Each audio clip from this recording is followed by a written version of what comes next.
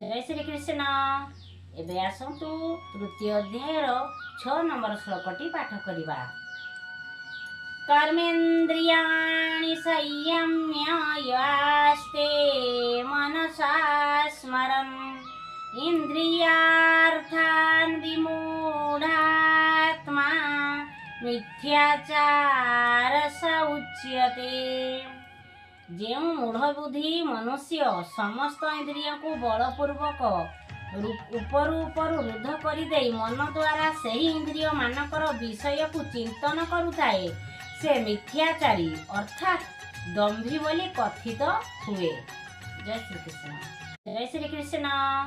एबे आसतु तृतीय अध्यायर 6 नंबर श्लोकटी पाठ करिबा।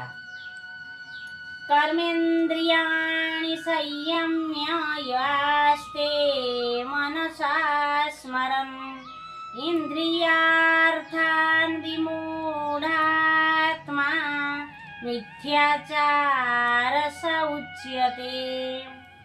जो मूढ़ बुद्धि मनुष्य समस्त इंद्रिय को बलपूर्वक ऊपर रुद्ध करदे मन द्वारा सही इंद्रिय मानकर विषय को चिंतन करुए से मिथ्याचारी अर्थात दंभी बोली कथित हुए।